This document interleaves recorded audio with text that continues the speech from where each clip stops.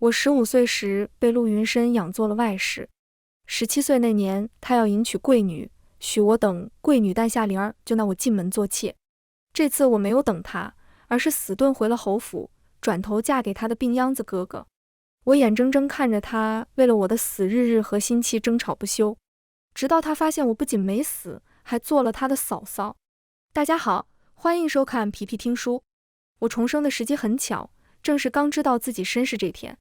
我是景阳侯府的千金大小姐，这事儿是林嬷嬷临死前告诉我的。她说我爹为了迎娶公主，不仅逼死了我娘，还要溺死刚出生的我。林嬷嬷可怜我，私底下救了我，当做孙女来养。可惜她年纪渐大，她的儿子媳妇不喜欢我，10两银子将我偷卖给了陆云深做外室。17岁，林嬷嬷病重，我去见她最后一面。她握着我的手，老泪纵横。我对不住你，对不住你娘。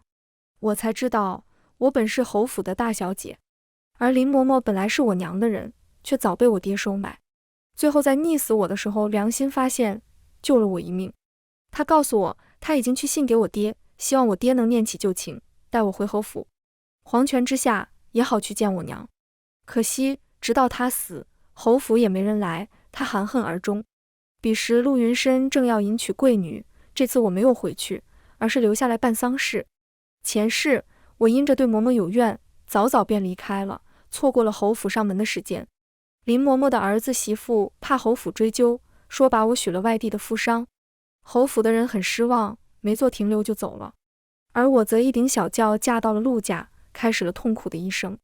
没几日，侯府的人就来了，见到我，为首的管家笑眯眯的：大小姐安好，夫人给小姐定了一桩极好的亲事，还请大小姐回府备嫁。林氏夫妇惊呆了脸，哆嗦了几许，到底没敢把我卖出去做外室的事儿抖出来。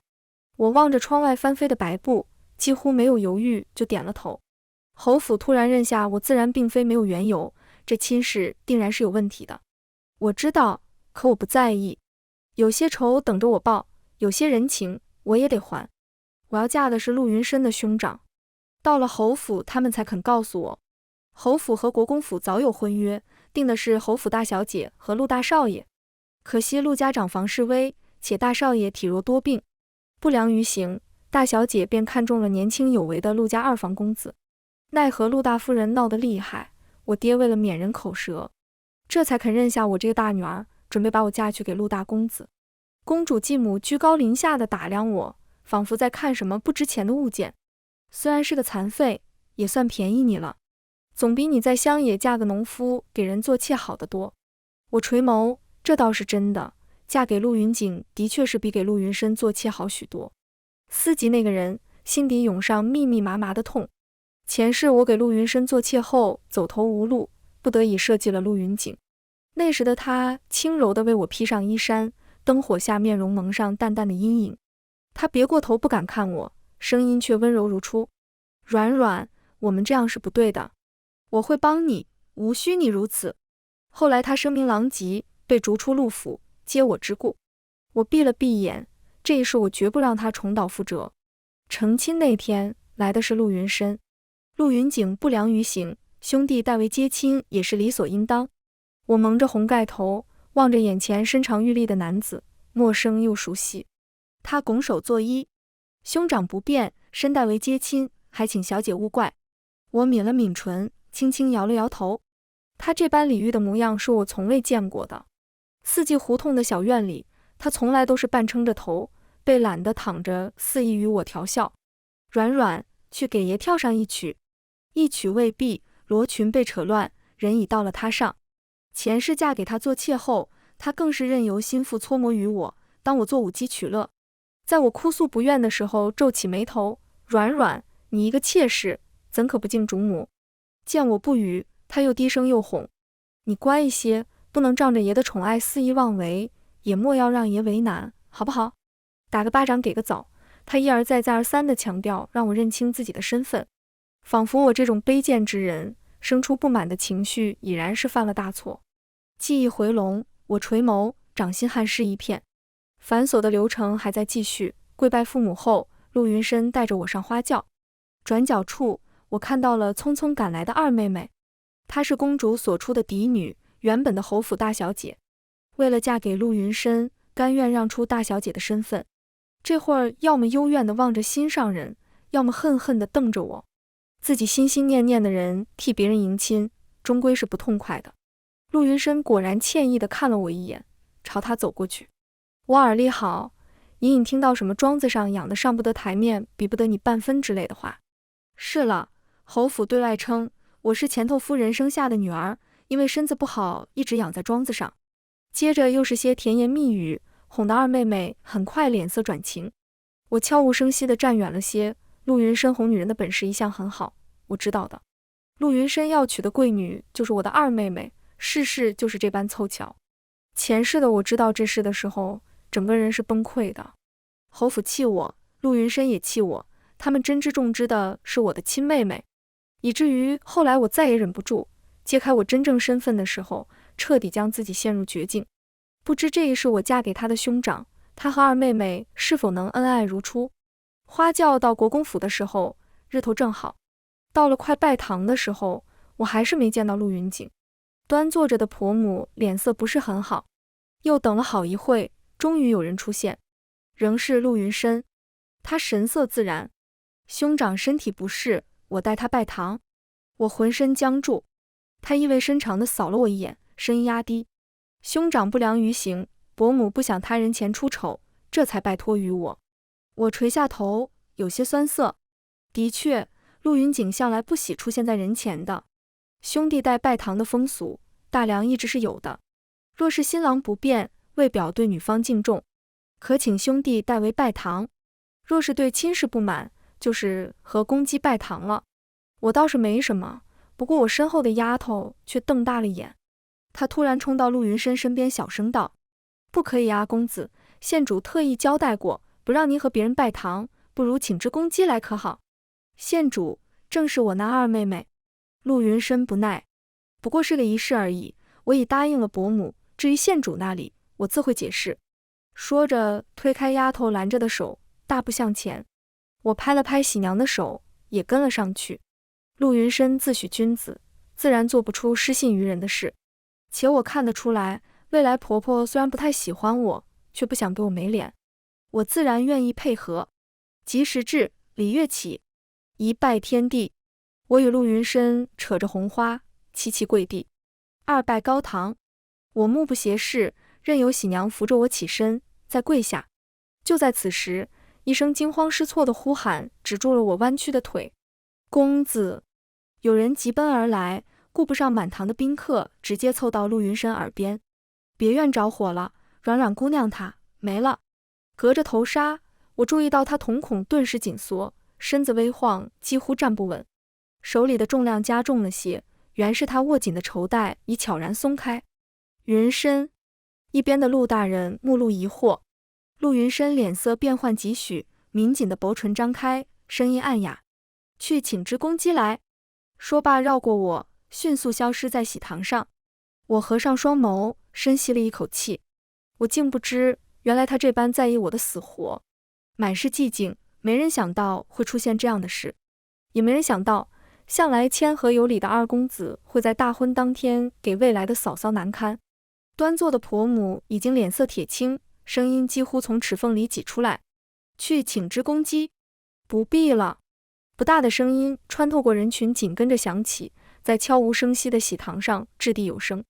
视线所及，一身红衣的男子立在门边，他手里拄着拐，姿势有几分滑稽，唯有一双黑眸灿若星辰。他静静地凝着我，眸光隐隐几分复杂。我的新娘自然由我亲自来娶。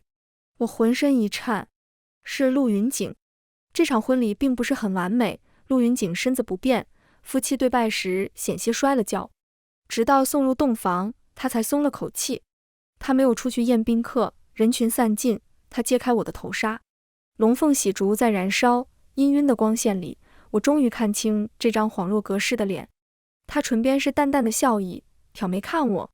娘子。我含羞垂首，心头涌上歉意。我有不堪的过往，这样子嫁给他，想来也是对他不起。不过既然重活一世，我总会想办法救他以及他这双腿。他似乎看出我的情绪，伸手将我揽入怀里。床幔被放下，满是旖旎。我心中存了事儿，次日早早便醒了来。等看到床单上的血迹，呆了一瞬，回过头，正好看到刚醒来的陆云锦，他似乎还未清醒，声音略哑：“怎么啦？”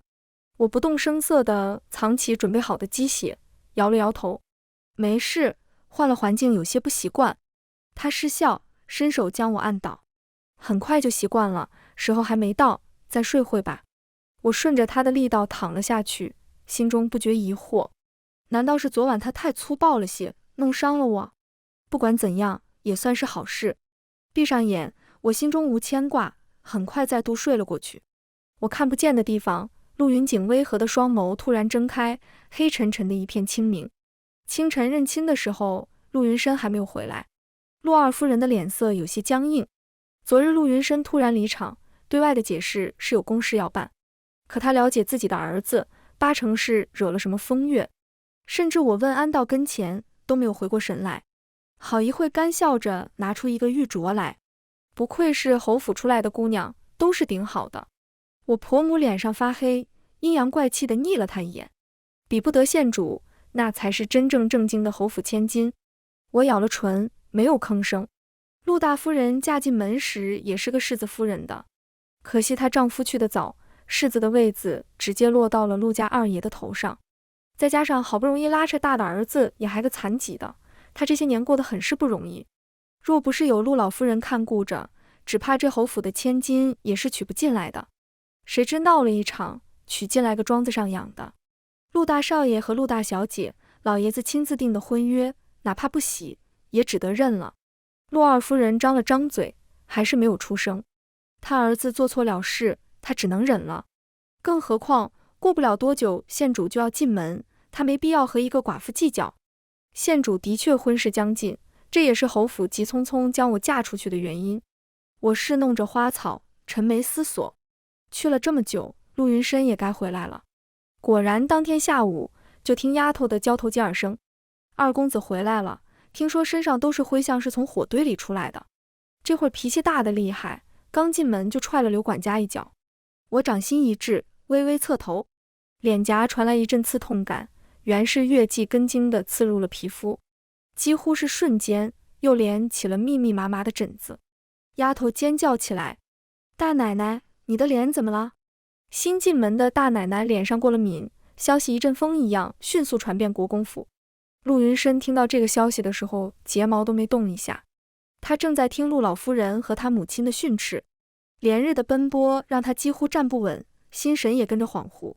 我进门便看到这样的场景，老夫人眉心微皱：“怎么样？脸上可伤得厉害？”我低头行礼：“老夫人别担心，并无大碍。府医说还不能见风，这才用面纱挡着。”许是红肿连着嗓子，声音还有些暗哑。陆云深瞥了我一眼，就移开眼去，继续看向陆二夫人：“母亲放心，县主我会娶的，婚礼正常准备便是。不过我既然答应了软软让她进门，就不能负她。不管是生是死，哪怕是个牌位，我也要迎进来做妾。”放肆！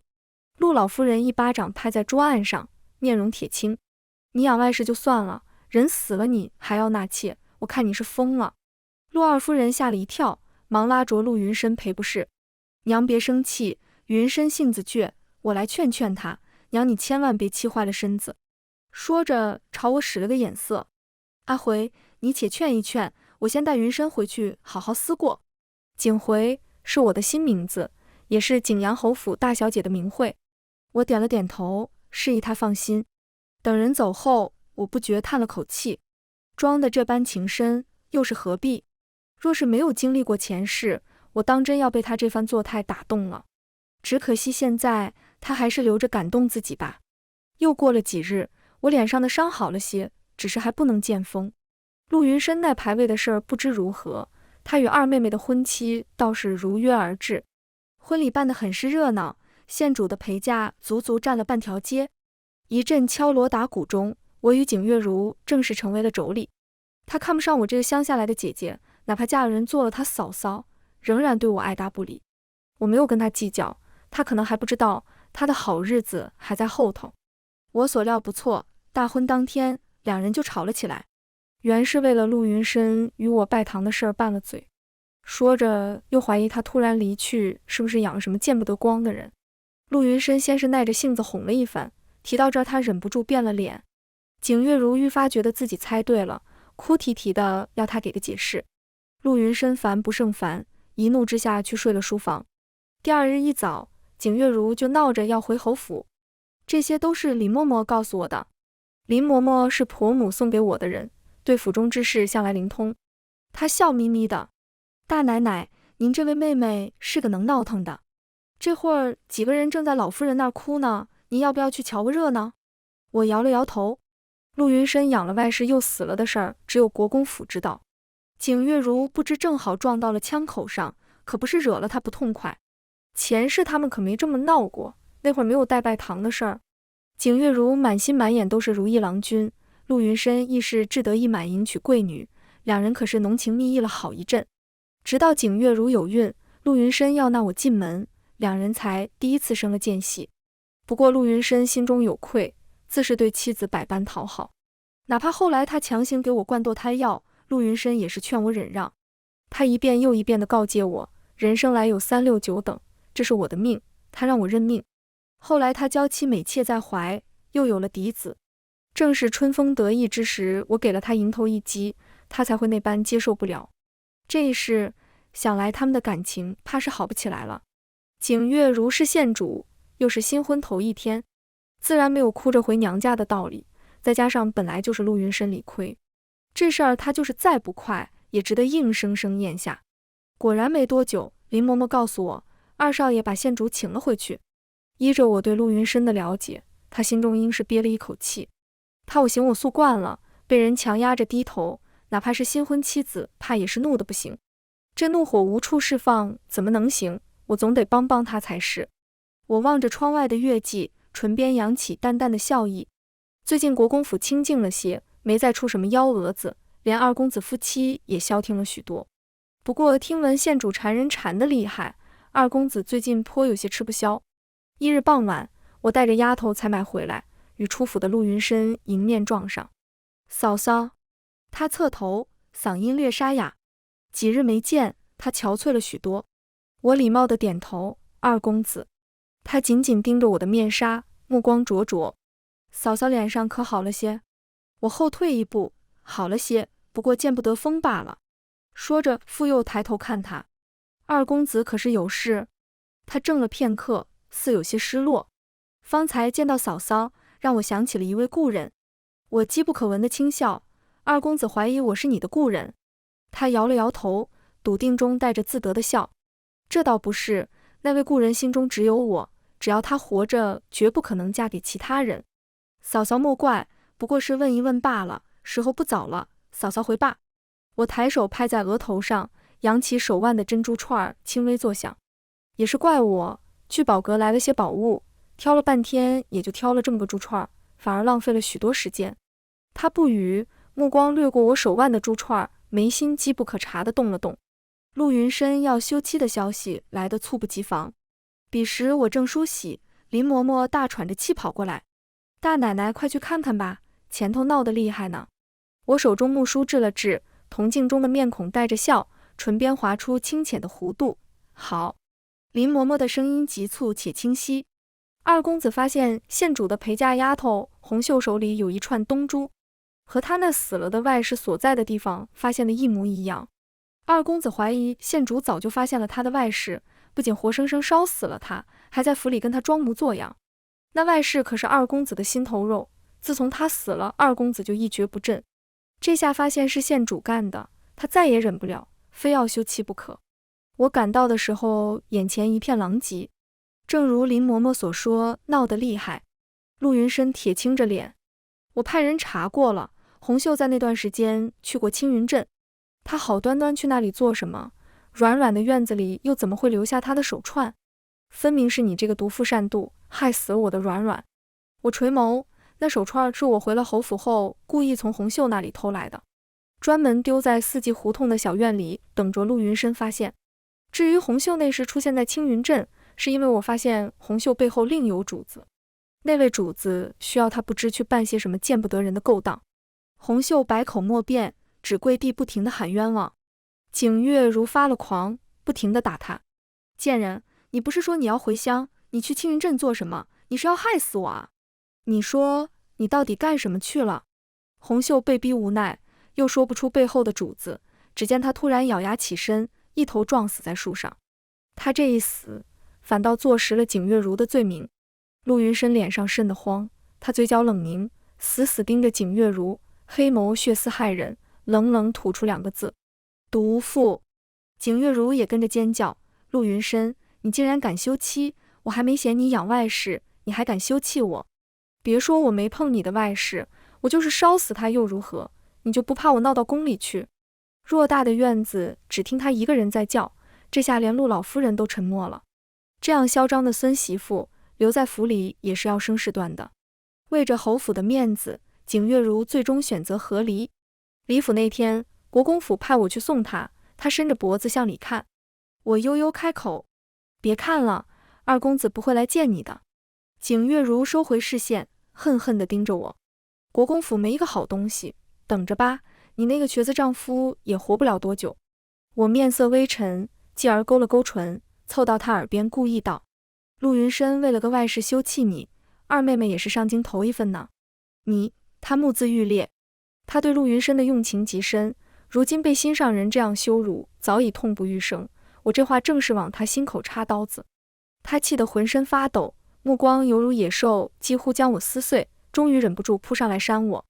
我侧头避开，他扑了个空，他更生气了，动作愈发激烈起来。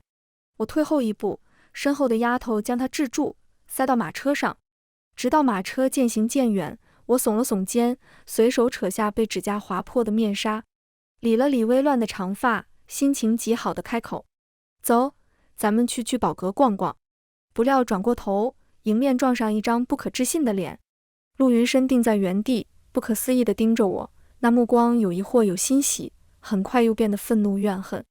他双目猩红，死死地锁在我身上，胸腔剧烈的起伏，几乎从齿缝里艰难地吐出2个字：扫。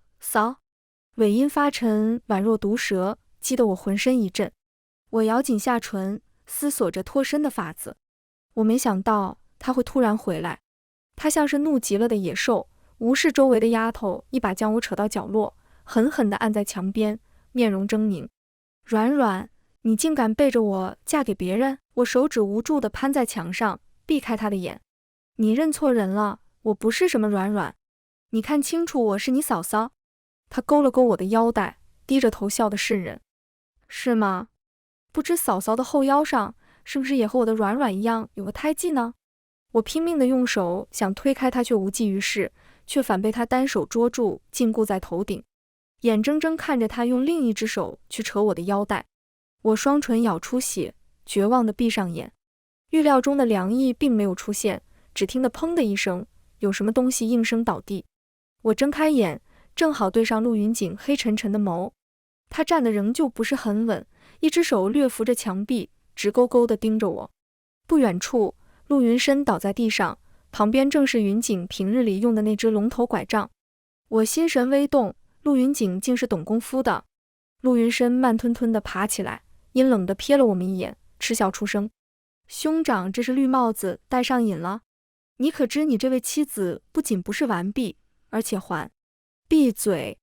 陆云锦拧眉，冷冷地打断他：我的娘子怎么样？无需别人智慧，你在胡言乱语，休要怪我不客气。陆云深噎住，定定的又看了他好一会才出声：好得很。视线一向我，似笑非笑的眸子阴森森的。我的软软现在厉害了，不仅算计了国公府侯府，还学会勾搭别的男人了，真是好得很。说罢擦了擦唇边的血迹，丢了个绝不罢休的狠厉眼神，冷笑而去。等我洗漱好回房的时候，陆云锦已经坐在那里看书了，面容沉静温和，看起来与往日没有什么不同。可我看得出来他生气了。我叹了口气，静静地坐在他身侧。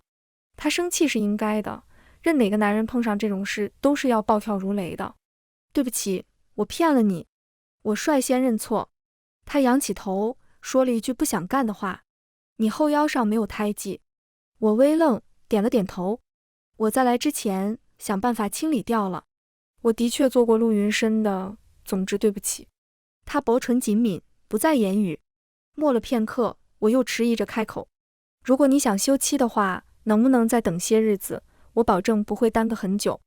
他直直盯着我，继续重复方才的话：你后腰上没有胎记，所以你不是他，你是景回，不是什么软软。我心中说不出什么滋味，苦笑出声：陆云景，我不想骗你，我不想你自欺欺人，也不想等一切尘埃落定后你痛苦万分。我只希望你当做什么都不知道，等我处理好这一切。他拧着我，脸上的表情看不出情绪，好一会才悠悠叹了口气：你是不是觉得我弱智无能，什么都帮不了你？就算勉强帮了，也要落得个不堪的下场。我愣住，呆呆地看着他。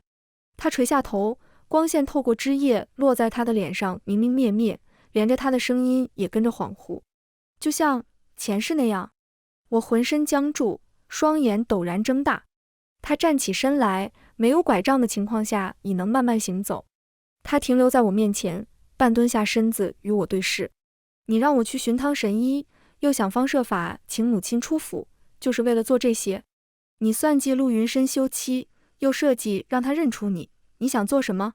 他望进我双眼，一字一句：你想让陆云深夺兄长之妻遭人唾弃，你想让他身败名裂，一无所有，就像前世的我一样。你想给前世的自己报仇，给我报仇，是吗？砰！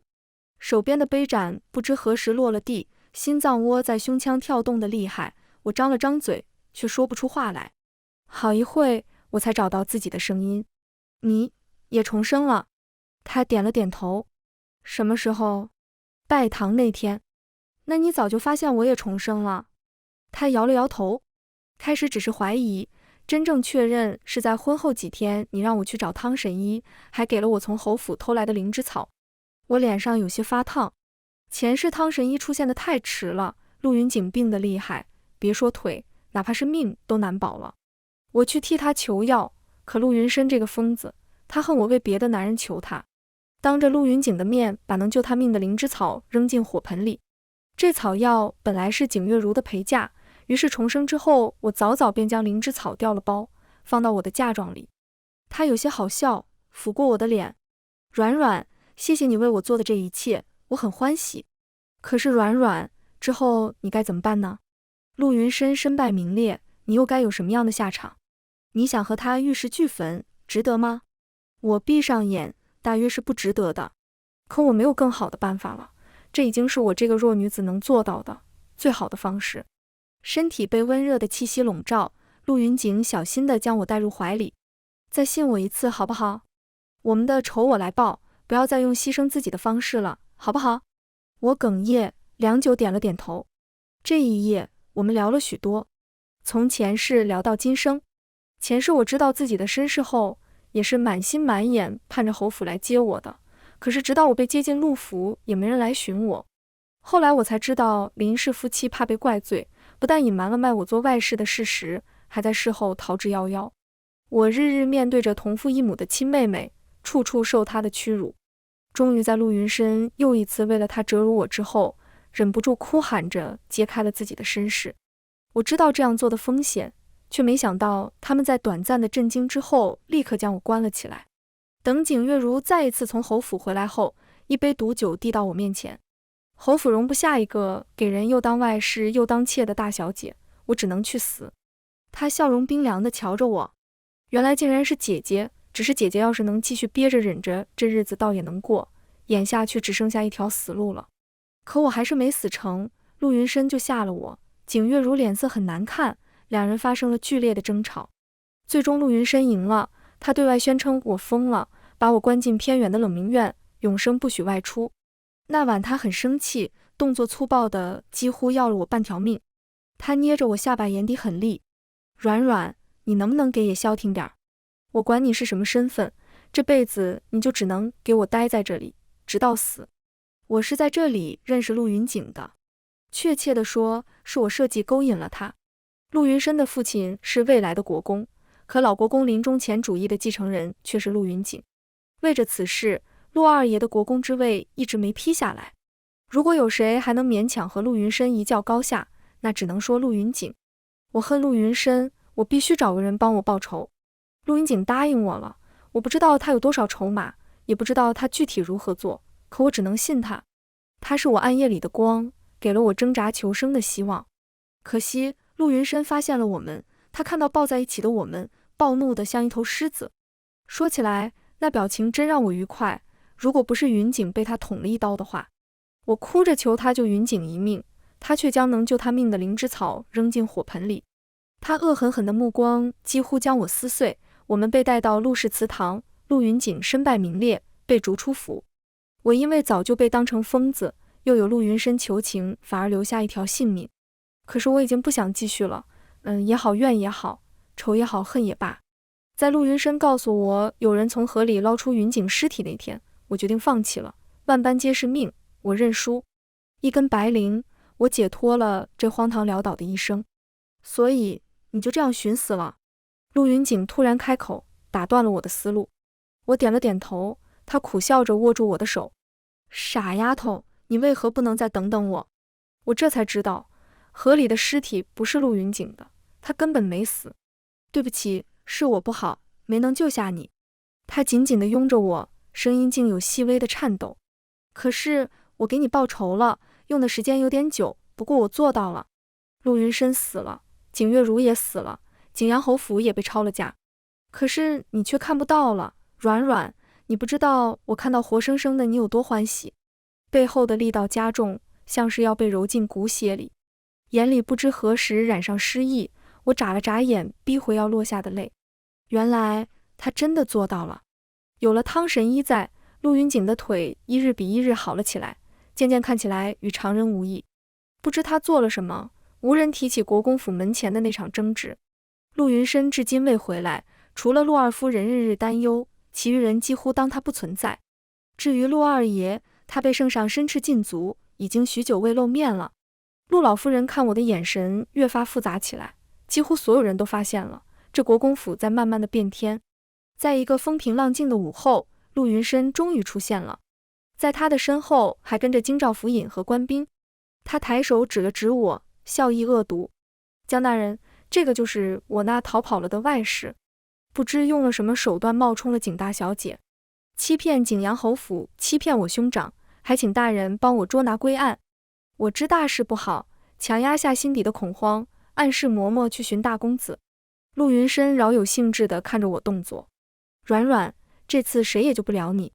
我被带到了府衙，在那里我见到了许久未见的林氏夫妇，两人跪在地上瑟瑟发抖。软软，你快和陆公子赔罪，快求求陆公子放过我们吧，求求你了。林娘子爬到我脚边，一把鼻涕一把泪。我们把你卖给陆公子也是为你好啊，你怎么能就这么逃跑了？